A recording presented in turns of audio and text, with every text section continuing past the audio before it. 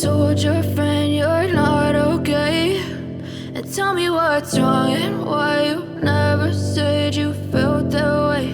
And guess you're trying to stay strong and fake it. Hola amigas, bienvenidas a mi podcast. Soy Conchín Fernández, periodista, presentadora y autora de este podcast. Os animo también a que me sigáis en Instagram. Ahí veréis que tengo unas fotos muy bonitas, muy elegantes. Parece que la vida me sonríe, pero lo cierto es que, como a todo hijo de vecino, también me pasan cosas. Unas buenas, otras malas. Y la semana pasada me pasó precisamente una cosa mala. Nada grave, pero sí tengo que reconocer que me hizo una herida en el corazón y por eso he estado quizá un poquito más triste de lo normal. Además tengo que confesaros que he dudado mucho en si contarlo o no contarlo porque la verdad que no me he sentido muy bien y ya sabéis que en este mundo de las redes todo tiene que ser, o al menos parecer, happy flower. Todo nos va bien, las cosas malas les pasan a otros. Bueno, pues no. Así que, bueno, pues no me enrollo más y ya os cuento lo que me pasó. El caso es que hace 3 semanas conocí a un chico con el que empecé a hablar y resulta que me ocurrió, pues lo que nunca me ocurre, porque es rarísimo que me ocurra algo así, y es que hubo una conexión. Tanta que seguimos hablando ese día y al día siguiente y al siguiente. Quedamos de hecho todos los días durante una semana y pico. Dábamos paseos interminables y bueno, qué deciros, parecía que iba esto a ser el comienzo de algo muy bonito, porque la verdad que nos entendíamos en todo, nos lo pasábamos fenomenal. Él se reía muchísimo de lo que yo contaba, a mí me encantaban sus puntos de vista, todo parecía maravilloso, hasta que de repente, de la noche a la mañana, desapareció. Así, sin más. Y desde entonces, pues ya no he sabido nada más de él. ¿Qué ha pasado?, me preguntaba yo con cara de póker.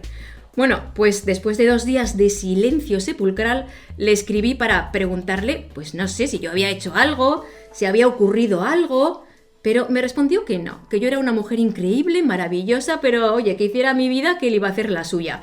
Así, con una frialdad que bueno, pues me sentí, podéis imaginaros, como si hubieran hecho una bola de papel conmigo y me hubieran tirado a la papelera, como si fuera una colilla. ¿Que yo hiciera mi vida? Pero si hace unas horas me estabas diciendo que yo era la mujer de tu vida. Así que bueno, pues un poco en estado de shock, se lo conté a mis amigas y ellas me dijeron que esto, que les pasa a muchas mujeres. O sea, que este tipo de actitudes son mucho más habituales de lo que creemos. Lo cual, bueno, a mí me ha aliviado un poco la verdad porque así veo que no soy yo, sino que, bueno, pues no sé. El caso es que hoy he querido dedicar este podcast a reflexionar sobre el fin del amor y qué mejor que hacerlo que con uno de los neurólogos más prestigiosos de España, el doctor David Ezpeleta, neurólogo en el Hospital San Juan de Dios de Pamplona, en el Hospital Quirón Salud de Madrid, autor de innumerables artículos, también secretario de la Junta Directiva de la Sociedad Española de Neurología. En fin, el doctor Ezpeleta tiene un currículum interminable, un auténtico lujo tenerle aquí. Doctor Ezpeleta, muy buenas, ¿cómo estás? Muy bien y muchas gracias por traerme aquí. Oye, de nada. Bueno, tengo que decir que estamos haciendo este podcast en un paraje absolutamente paradisíaco, así que recomiendo a todo el mundo que vengáis a visitarlo. Estamos en Gallipienzo, que es un pueblo de aquí de Navarra, precioso, como digo, además tiene un hotel muy bonito con unas vistas alucinantes y bueno, pues aquí estamos tomando algo, porque ya sabéis que las penas se quitan con el tiempo, pero también con una botellita de vino como esta que nos estamos tomando el doctor Ezpeleta y yo, que por cierto está buenísimo. Gracias por la invitación, doctor Ezpeleta. Unas garnachas. Unas garnachas, eso, deliciosas. Bueno, doctor Ezpeleta, yo quería preguntarte, este tipo de personas que primero te conquistan, parece que están, bueno, enamoradísimos de ti, que parece que no hay vida después de ti y después desaparecen de un día para otro, ¿qué les pasa en el cerebro? No sé, ¿tienen algún trastorno, alguna psicopatía? Porque esto muy normal no parece, ¿no? Hombre, la historia que has contado es la historia de un farsante, ¿no? O sea, hace que uno se ilusione, no que se enamore, eso es una cosa distinta. Luego termina haciendo un ghosting a la francesa y después la otra persona se desilusiona. Bueno, pero ¿y estos farsantes cómo se les puede identificar? O sea, yo lo digo porque este chico que me dejó a mí, en mi caso, a ver, es que era profesor de un colegio del Opus Dei, que es que iba con abrigo de franela y mocasines. O sea, yo qué sé, en la vida me hubiera imaginado que era el típico que te deja por WhatsApp. Sí, así chicas, no os fiéis de las apariencias, que cobardes hay en todos lados. Así que doctor, yo te pregunto, ¿cómo podemos identificar a este tipo de personas? Porque igual es que no se puede que pasar por ahí sí o sí. Hombre, al comienzo de las relaciones todos damos la mejor cara de nosotros y posiblemente somos un poco farsantes porque pues no expresamos nuestros conflictos, ni contamos lo malo que tenemos, que seguramente lo tenemos, etcétera. Somos más cariñosos, somos más generosos, etcétera. Es muy difícil saber lo que se esconde detrás de esa cortina de felicidad o de alegría o de pasión, incluso, o de novedad, ¿no?, que hay cuando se comienza una relación. Bueno, cuando te dejan así como a traición, te digo que te quedas como que no te lo crees, o sea, después viene la culpa, empiezas como a repasar mentalmente lo que has dicho, lo que has hecho y por supuesto no encuentras nada lógico al menos, ¿no, doctor? Que el amor se acabe así como de golpe, no digo que sea en una semana, 2 semanas, a veces puede ser en 20 años, ¿qué impacto puede tener en la persona dejada? Depende mucho de la forma en la que se deja. No es lo mismo una relación corta que en 3-6 semanas se termine, aunque sea de forma abrupta, que una relación de 3 meses, de 3 años o de 30 años con 3 hijos, siguiendo con los 3. Claro, es muy diferente la forma en la que se vive todo esto y también es diferente dependiendo del motivo por qué a uno le dejen, porque sea pues por desinterés, pues porque se acabó el amor de tanto usarlo, como dice la canción, sea por una infidelidad, sea por una salida del armario o sea porque el capricho ya pues ha dejado de gustarme y entonces pues yo soy un picaflor y no soy hija al comienzo y cada 2 meses pues me cambio de traje y paso y cambio de mujer o cambio de hombre, dependiendo porque esto también sucede al revés, evidentemente. Pero ahora lo que estamos viendo que sucede es que como que la gente, y más los hombres, ¿no?, que las mujeres desaparecen como de repente, adiós. Hasta luego, no es mejor como antes, quedas, te tomas un café, oye, mira, pasa esto, no me gustas, lo dejas como amablemente, pero de un día para otro, o sea, silencio absoluto, pasas del 100 al 0.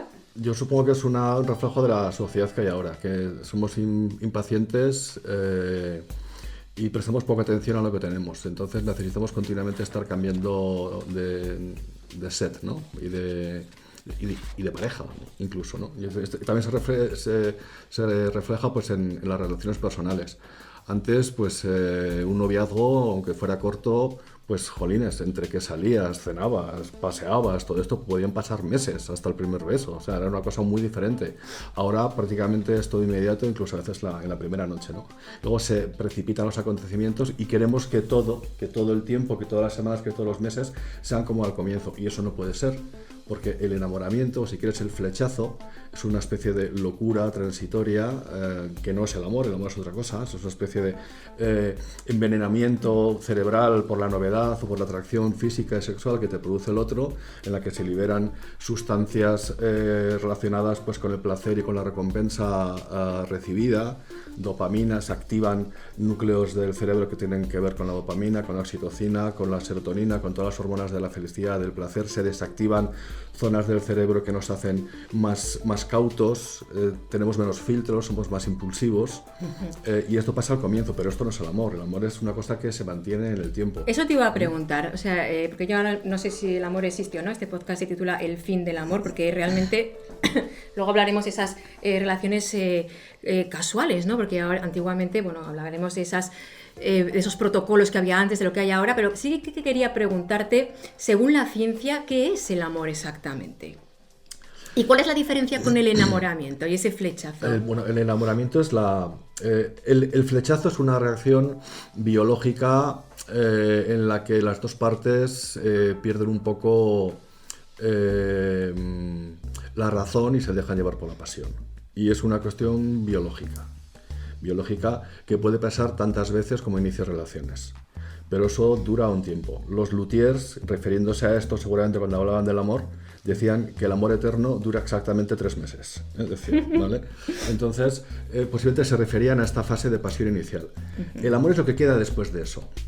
Lo que queda después de eso es el apego a la otra persona, es el vivir y convivir juntos, compartir problemas, hacerlo todo juntos, no como la canción de Paloma San Basilio, puede ser, sí, ¿no?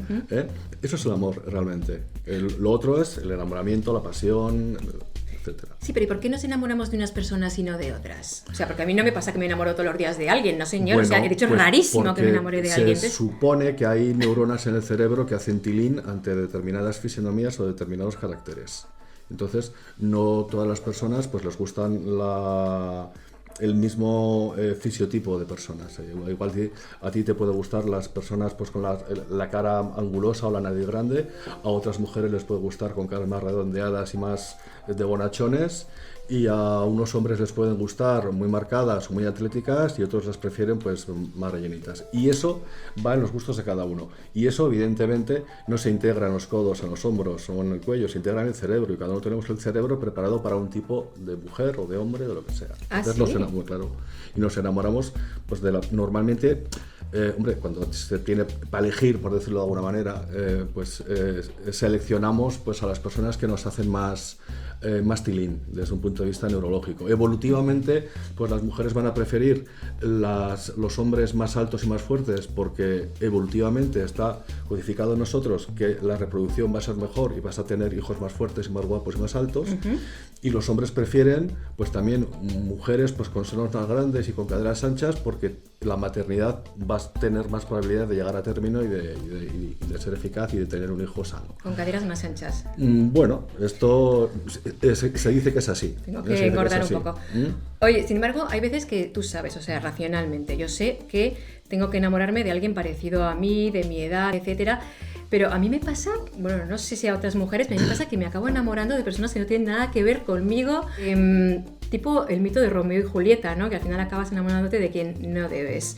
¿Por qué el cerebro no es más lógico y te dice, oye, no, enamórate de este que es el que te conviene y con el que vas a ser feliz? No, bueno, mucha gente. Las personas, como tu caso, pues funcionan así. Es que hay personas que prefieren, aunque sea porque son más racionales, tener de pareja a gente de su propia profesión, gustos parecidos, que normalmente son parejas muy aburridas porque siempre hablan de lo mismo, y otras parejas funcionan mejor cuando las personas son contrarias en gustos, incluso en ideales políticos, porque eso, de alguna manera se complementan. Por el mismo motivo, parejas similares pueden ir mal y parejas contrarias también pueden ir mal. Esto es un jodido misterio. Pues esto es irracional, ¿no? O sea, tú te enamoras de una forma irracional, ¿o no? Hay personas que son muy racionales al comienzo y como que seleccionan mucho a la pareja y tal, y esta es la mía y la mantienen. Y otras personas pueden funcionar de una manera muy racional al comienzo y luego van racionalizando y un poco domesticándose el uno a otro hasta que, bueno, este job funciona. Aunque reñas mucho, de repente si te plantas en 6 meses de relación y sigues disfrutando como el primer día, eso funciona. Eso posiblemente va a seguir funcionando. Los rolletes de pocas semanas, bueno, eso son catas, eso son pruebas, eso yo para mí no lo considero un enamoramiento. Evidentemente puede hacer daño porque tienes una ilusión y luego una desilusión. Bueno, efectivamente, perdona, claro. Doctor, es que el amor existe, como dices, pero lo que sí que ha cambiado es la forma de relacionarnos.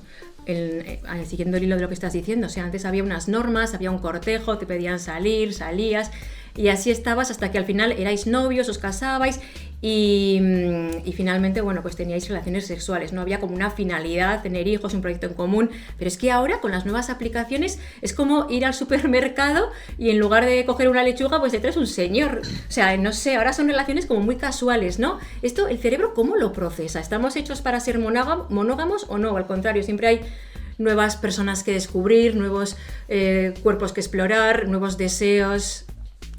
Esto depende del plan vital que tenga cada uno. Si tú lo que quieres tener es una familia y una mujer que te quiera, o viceversa, un hombre que te quiera y una familia también, pues con 2, 3 hijos, y que eso dure, tienes que saber que si te dedicas a buscarla en aplicaciones o a las 4 de la mañana, es probable que te salga rana. Es más probable que te salga rana una persona que busca así seguridad a sus parejas, pues a un encuentro casual en el parque y un enamoramiento de semanas. Eso, me parece más natural. Es decir, ¿por qué una persona no sale a la calle, no sale con amigos, no se ve en excursiones, se enamora de alguien y necesita de la tecnología para contactar con un desconocido y posiblemente esa primera noche tener sexo? Si no puede empezar bien nada. Yo tengo amigos que se han casado de esta manera y son felices, ojo, que por supuesto también pasa. Pero la probabilidad de que no funcione o de que no funcione como antes, no digo que sea mejor o peor, sino la probabilidad de que no funcione es mucho más alta. Hay 50 millones de personas que usan Tinder y dicen que han hecho, dice Tinder, la empresa, dicen que han hecho más de 8.000 conexiones. Dicen que en Tinder se puede o encontrar sexo rápido o a la mujer de tus sueños. Claro, pero es que en estos momentos ya no sabemos en qué marco nos estamos moviendo y tampoco sabemos qué herramientas usar ni cómo va a transcurrir la relación, ¿no? O sea, yo no sé quién tengo enfrente ni qué quiere de mí. Sí, tienes razón. Y la verdad que ahora el ligue de barra de bar está mal visto, y puede ser hasta problemático. Entonces, quizás, aunque a mí estas tecnologías no me gusten, pues sea lo más práctico a la hora de entablar una relación inicial. Lo que pasa es que empezamos un poco la casa por el tejado. O sea, empezamos con el revolcón y luego queremos conocernos. Y eso es muy complicado. O sea, ¿el revolcón cuándo entonces? Pues cuando toque. Pero parece que cuando quedas por Tinder tiene que ser esa noche muchas veces. O no. Bueno. No tiene por qué, no, ya pones las normas, ¿no? Yo no uso, pero vamos, no usas. me cuentan. Me cuentan. ¿Tú usas? Yo tampoco. Entonces, ¿por qué hablamos de Tinder si no usamos ni tú ni yo? Una vez leí en un artículo del New York Times a un psicólogo que decía que en las relaciones casuales ya no importa tanto quién eres tú, sino que te conviertes en un objeto, ¿no? Y en ese contexto, pues puedes usar a la otra persona. Ahora me interesa estar contigo, pues estoy. Ahora no, pues te rechazo y te hago un ghosting y hasta luego. O sea, hoy te quiero, mañana te tiro a la basura. Correcto. ¿Esto no crea una incertidumbre enorme a la hora de entablar una relación? Es imposible, porque somos cosas. Claro, nos autocosificamos y vamos a lo que vamos. Estas personas que cuentas tú, lo que critica este psicólogo precisamente es esa parte de esas relaciones tecnológicamente mediadas que van a lo que van, se usan entre ellas y desaparecen, luego te ponen 5 estrellas y tú tan contento y ya está, ¿no? Pero eso no es el amor, eso es una cosa diferente. Bueno, ¿por eso se puede transformar en amor? Sí, pero vamos, tienen bastante menos garantías que los amores de película, para que me entiendas, o el amor de nuestros padres, etcétera. Es una cosa muy diferente, ¿no? Bueno, no sé, bien, no digo que no, pero... Y la prueba la tienes, por ejemplo, en que desde hace unos años en España hay más separaciones que enlaces, por ejemplo. ¿Ah, sí? Claro. Y se han hecho encuestas, hay una encuesta de 2022 que hizo la fundación, impulsada por la Fundación 11 y por una plataforma que se llama Soledades, en la que se analiza la proporción de población que se siente sola, nunca, a veces, bastante, siempre o con mucha frecuencia. Entonces se ha hecho una comparación entre las diferentes generaciones y comparan a los boomers con la generación X, la Y, los millennials, etc. Sí. A más reciente la generación, por ejemplo, los nacidos, pues los millennials. A medida que las generaciones son más jóvenes, el porcentaje de personas que se sienten solas o muy solas es mucho mayor. Por ejemplo, de las personas que tienen 20 años ahora, si tú preguntas, hasta un 20% se sienten solas o muy solas siempre o muy frecuentemente, en comparación pues con un 8% de los boomers, de la gente que tiene 70-80 años. Y esto nos está indicando, esto es un poco las consecuencias demográficas pues de lo que estamos hablando ahora, de esta forma de relacionarnos, de apreciar las relaciones humanas, de apreciar y respetar a los demás. Esto ha cambiado mucho. Oye, de tener una responsabilidad afectiva, porque tú puedes hacer daño a la otra persona. Lleves una semana, 2 meses o 40 años, da igual. Pero si tú estás engañando, tú tienes una idea en la cabeza y estás haciendo creer a la otra persona que cuánto la quieres y no sé cuántos, pues la otra se hace una idea y dice, oye, pues igual es que podemos ser novios. Y resulta que no. Pues no, pues eso ahora no se considera. O sea, es una cuestión que no pasa por la cabeza y, por supuesto, en las fases iniciales, ni las personas que se relacionan las primeras veces que se ven por aplicaciones electrónicas. Con lo cual, chicas, si os dicen mucho que os quieren durante las 2 primeras semanas o los primeros meses, no os creéis ni una palabra. Luego está esa frase que dicen mucho los hombres y que a mí me repatea, ¿no? Cuando dicen, es que somos animales. David, ¿en serio somos animales? ¿Nos basamos en nuestros instintos más primarios y ya está? Vale, mira, compartimos un 60% de los genes con la levadura de la cerveza, los humanos, y un 99,9% con los chimpancés. O sea, somos animales racionales. Somos animales que tenemos una moral, que tenemos un lóbulo prefrontal que nos dice qué es lo bueno, qué es lo malo, qué es lo correcto, qué es lo incorrecto, qué es lo que te tienes que reprimir, qué es lo que no, qué es lo educado, qué es lo mal educado. Pero eso, pues bueno, es una función que nos hace diferentes a los humanos. Pero cuando se desata la pasión y se te libera el filtro, somos absolutamente animales. O sea, pero totalmente animales. Y más al comienzo. Posiblemente cuando te dicen eso, es que no, mira, es que de ti me gusta, pues como eres, como hueles, tus curvas, lo que sea, y se acabó. Y esa es la redacción que te van a hacer. No, me gusta cómo piensas, lo misteriosa que eres. Eso te lo podrás decir en 2 o 3 meses, pero al comienzo no, porque uno no te conocen. Eso te van a conocer a ti inicialmente pues por tu cuerpo o por tu forma de follar, para que me entiendas. Oye, ¿tú no has tenido nunca un flechazo? ¿Flechazo? Pues yo no, yo creo que no. No. Sí he tenido desamores, sí, y he sufrido por alguna mujer. Y he hecho cosas muy raras. Sí. Como comprar flores y llorar y mandar CD-ROMs con mierda de esta y tal. Y al comienzo, las fases de enamoramiento, he cogido aviones, he cogido trenes, me he hecho 1000 kilómetros, ese tipo de cosas que son muy irracionales. Yo le digo, pero ¿qué cosas hacías entonces, no? Ya, yo a todos también. nos pasa. A todos nos pasa. ¿Y eso por qué hacemos? Pues porque estamos en esa fase estamos intoxicados de las hormonas y los neurotransmisores del amor. Entonces no nos deja pensar con libertad.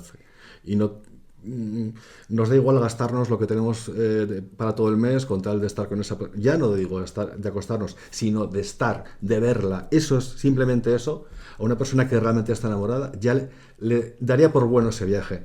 Y esas horas de tren, de coche o de avión, simplemente por verla. Eso es el amor. Y lo que hay que decir es que eso se pasa, ¿no? O sea, antes de gastarte el dinero o antes de hacer esa locura, pues igual puedes contar hasta 100 y decir, a ver, racionaliza esto un poco. Esa fase del enamoramiento, que es muy bonita, no tiene por qué... O sea, se pasa porque es insostenible en el tiempo. Y no me refiero económicamente, sino emocionalmente. No puedes estar siempre así.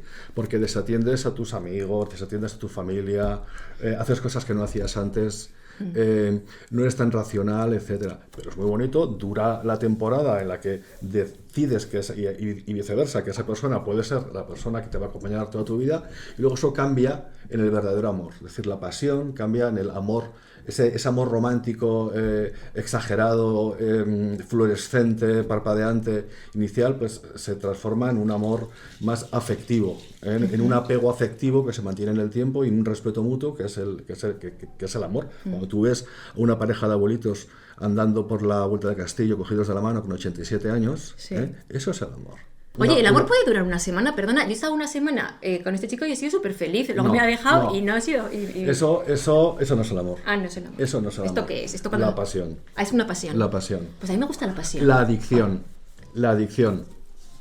Eso no es amor, seguro además. Bueno, es una pasión. Bueno, pues a mí me gusta la pasión. Me parece muy bien. El cerebro de una mujer es menos animal que el de un hombre.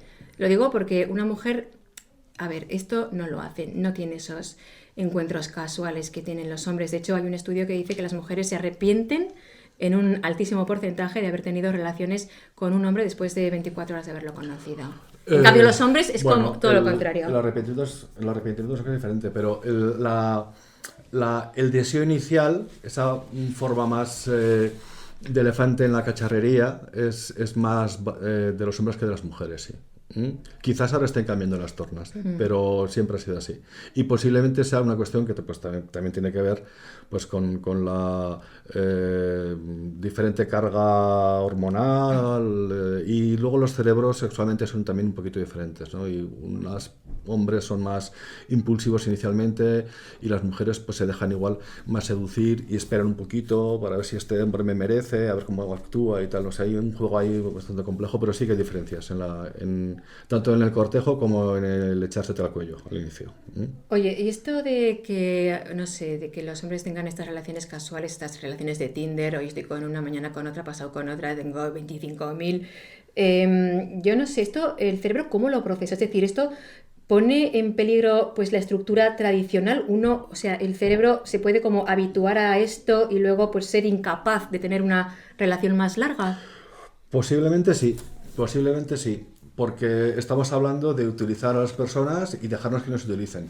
Cosificamos lo que son las relaciones y entonces vamos al sexo como quien va al cine, va al teatro o va a la ópera. Y unos se lo pasan mejor escuchando Falstaff y otros se lo pasan mejor pues en la cama dando botes. Pero claro, esto tiene sus consecuencias. Esta gente tiene que saber que con el tiempo les va a ser más complicado establecer una relación romántica duradera. Y va a haber, se les va a ver el plumero también.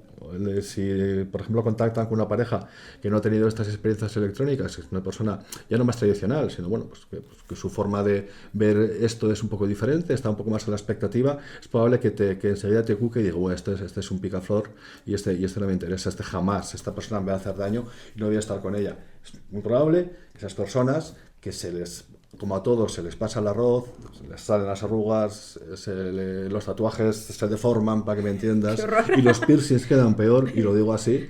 Y recuerdo a los oyentes que yo no soy ni psicólogo ni psiquiatra, yo soy neurólogo, pero observo la realidad, y digo mi opinión, que puede estar bien o puede estar mal, pero es mi opinión.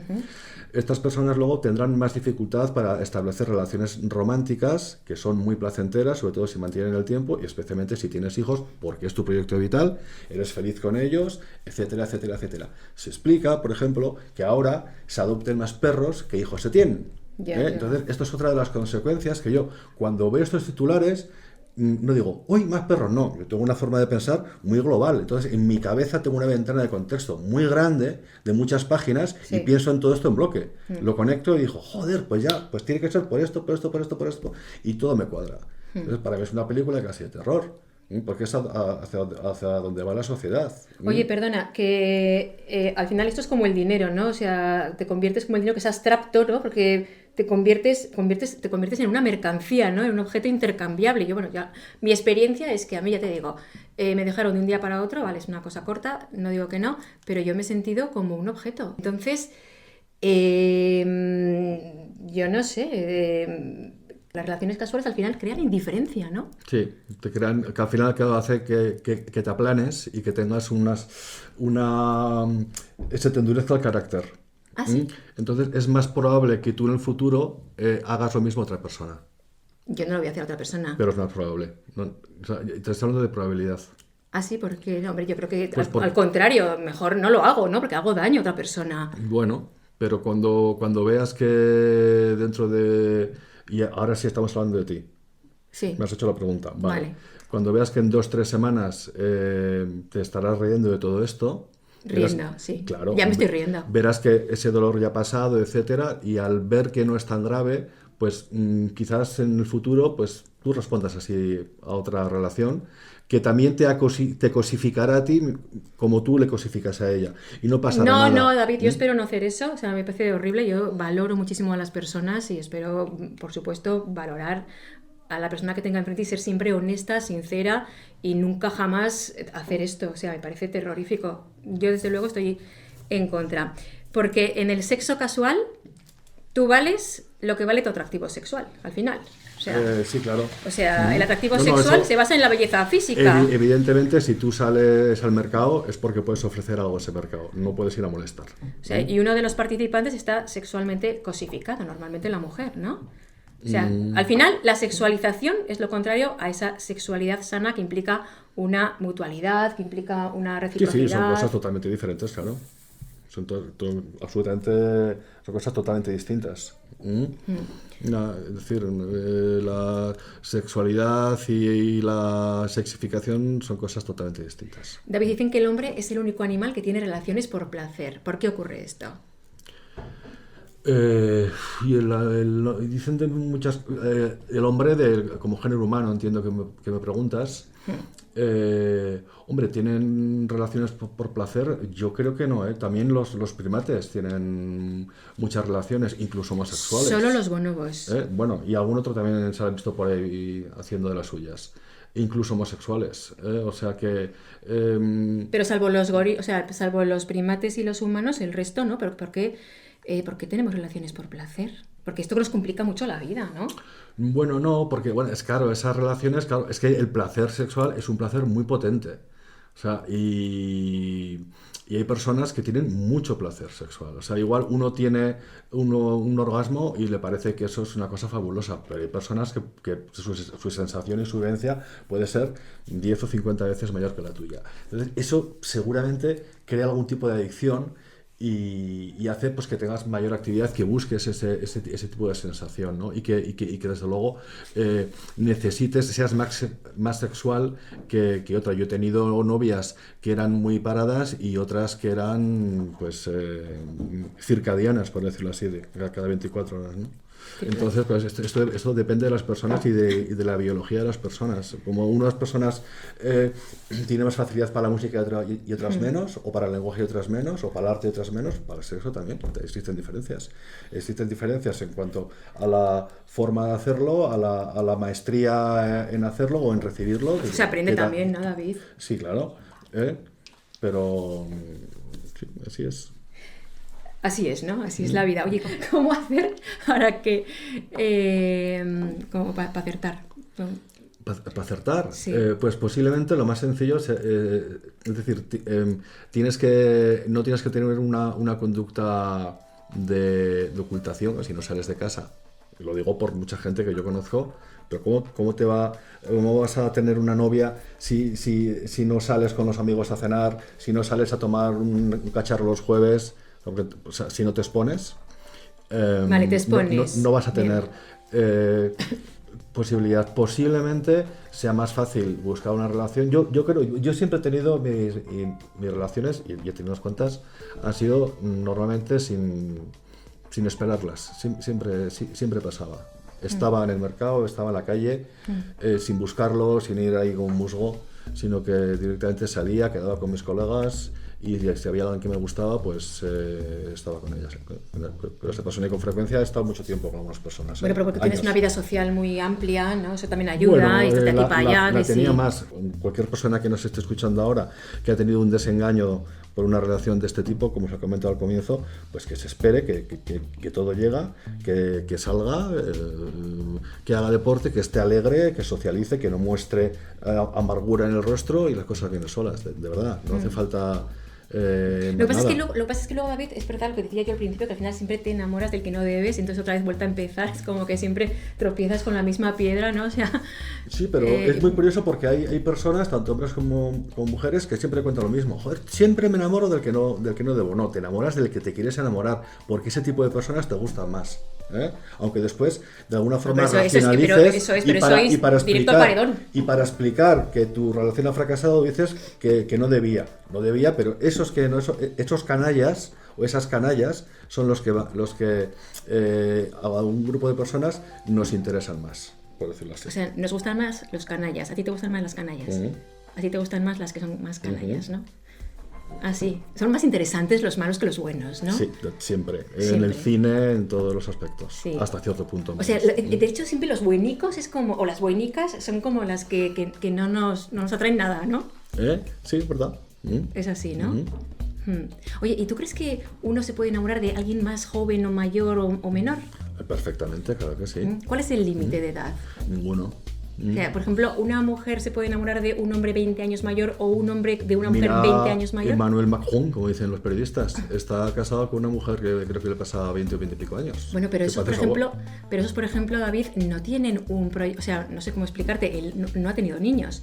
Y eso que decía que quería tener hijos y tal. Bueno, los puede adoptar o hacerlos en una probeta, yo ya no sé. En cualquier momento podemos sacarlos hasta las pestañas. Da tiempo. Donde haya material genético hay un niño en potencia. Hay un niño en potencia, claro. Ya. Entonces, relaciones pues, con diferentes edades. Mira, Cervantes decía, él entendía que había una diferencia, que el hombre y la mujer no eran síncronos. Decía, el hombre tiene que juntarse con una mujer 10 años más joven que él para así envejecer juntos. Totalmente de acuerdo. Claro. Totalmente de acuerdo. Y normalmente los hombres... 20 años más joven, diría yo. Claro, por una cuestión de biología le gustan más las mujeres jóvenes por una cuestión puramente evolucionista reproductiva.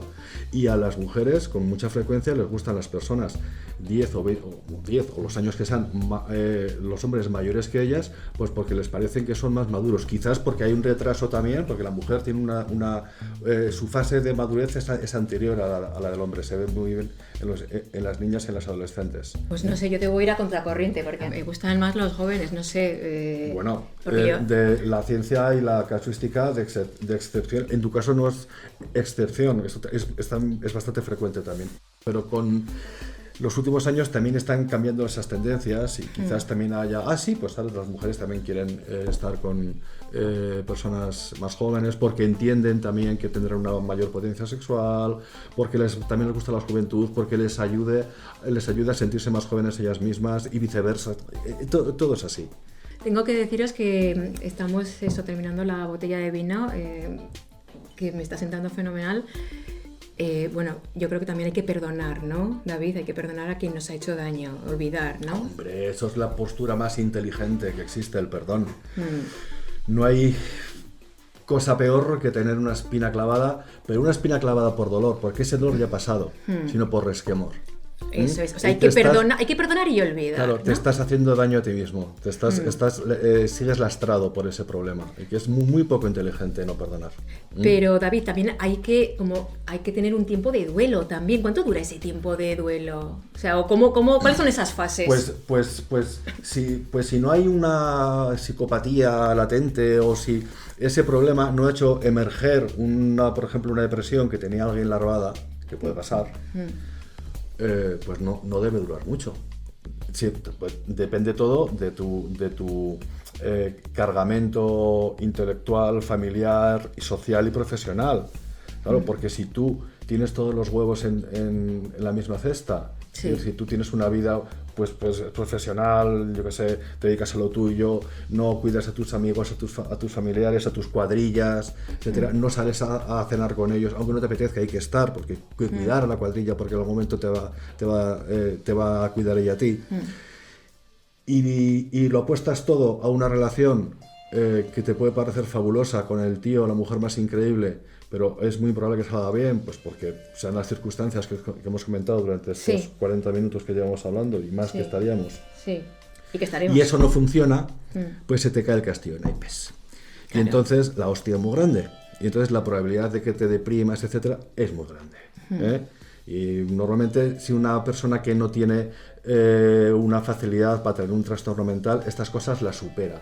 Pero si no superas una ruptura sentimental y eso te produce una depresión, no es la ruptura a la que te ha hecho deprimirte, es que tú ya tenías una base posiblemente latente, que simplemente ha sido pues la enzima catalizadora del proceso, que diría un... Pero si es una persona normal y corriente, o sea, eso primero como estás como un poco en estado de shock, luego llega la aceptación, ¿no? O sea, ¿y cuál es? Sí, luego ya el me olvido. Mira, incluso la fase de duelo, cuando se te muere un ser querido, no dura más de 2 o 3 meses. ¿En serio? Cuando ya empieza a durar más 3-6 meses, ya empezamos a hablar de duelo patológico. Entonces ya ahí aparece una depresión, ahí la sensación de falta al ser querido no se rellena con el resto, etcétera. Pero que la gente se muera, o sea, la vida es un proceso de continuas pérdidas, a todos los niveles. Perdemos la juventud, perdemos dinero, perdemos el coche, perdemos un padre, perdemos un amigo, perdemos una pareja que pensábamos que era fabulosa. Toda la puta vida nos pasamos perdiendo cosas. Entonces yo creo que esto no es una cuestión que se quita en muy poco tiempo. Yo creo, David, que muchísima gente pues nos va a entender que tengo muchísimas oyentes cada vez más.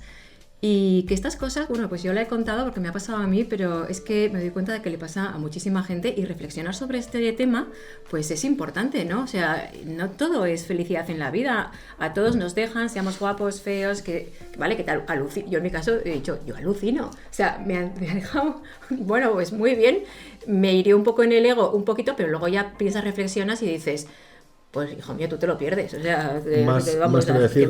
Cuanto antes nos pasen todas estas cosas, mucho mejor. Decía Oscar Wilde que la vida te da lecciones cuando no te hacen falta. Hombre, si te da una lección a los 80 años, seguramente ya no te hace falta. Pero si esas lecciones las aprendes a los 30, 40, 50 si quieres, tienes mucho por delante para, con eso aprendido, hacer mejor las cosas. Oye, ¿tú crees que yo encontraré al hombre de mi vida a los 47? Sí. ¿O es muy tarde ya? Nunca es tarde. Vale. Nunca es tarde. Que te agradezco mucho, David, ratito que hemos estado y que volveremos a hablar de otros temas. Pues parece? muchas gracias. Date cuenta que estas cosas también me las cuentan en la consulta, ¿no?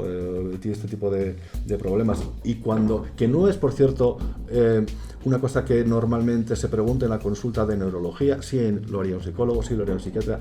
Pero yo que me dedico al dolor, lo que más me gusta a mí es el dolor de cabeza, fibromialgia, ese tipo de dolor crónico, que es un dolor, sufrimiento vital, que se extiende a más de lo que es la enfermedad original en sí.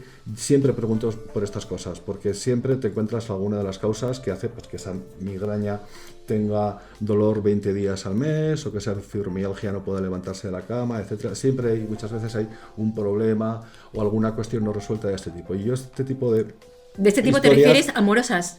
Sí, amorosas, sentimentales, afectos, malquereres con padres o con hermanos. Todo esto es muy importante. Y son cosas que son importantes hablar. Yo las veo clave sacarlas en mis consultas de neurología. Recuerdo que a veces abro melones que no sé si los cierro bien, pero no he tenido problemas en este sentido. Y también es importante pues traer a un podcast y sincerarse, desnudarse un poco y hablar de todas estas cosas. Así que felicidades por el tema, porque seguramente la gente lo estará escuchando pues, con mucha atención. A veces se habrá echado las manos a la cabeza, otras veces te han dicho a mí me ha pasado, otras veces ojalá vuelva otra vez y nos cuente y hablen de lo mismo. Bueno, sé. David, yo tengo que creo decirte... seguramente hemos estimulado muchas diferentes respuestas en la gente. David, yo tengo que decirte que a mí me ha costado mucho sincerarme. La verdad que, bueno, pues a mí me ha hecho daño, tengo que reconocerlo, y porque no me esperaba una cosa así, pero hay que hablar. O sea, creo que hay que decir las cosas, y cuanto más lo exterioricemos y lo hablemos, reflexionemos, pues antes se va el dolor, ¿sabes? Sin ninguna duda. Bueno, pues muchas gracias, doctor Ezpeleta. Ya veis, chicas, qué interesante. Qué pena que se haya acabado el tiempo, porque se me han quedado un montón de preguntas en el tintero. Así que yo creo que habrá una segunda parte de este tema y una tercera si hace falta, porque el amor es algo tan irracional que precisamente por eso mismo es tan difícil de entender, si es que se puede entender. Bueno, yo espero que este podcast os haya ayudado, espero vuestros mensajes, vuestros comentarios, vuestras impresiones. Ya sabéis que os leo, os escucho, que me interesa todo lo que me contáis, y deciros que sí, que es muy triste perder a alguien, pero que esto no hay que verlo como algo negativo. Al contrario, esto no es más que el comienzo de otras nuevas oportunidades. Quereros mucho, amigas, os mando un beso muy fuerte y hasta el próximo podcast. Gracias por haber escuchado el podcast de Conchín. Ha sido un auténtico placer haber compartido este ratito con todas vosotras. Por cierto, gracias también a Jorge Vega, que está en la parte técnica y que sin él no hubiera podido haber hecho este podcast. Podéis visitar su web en ocavideo.es.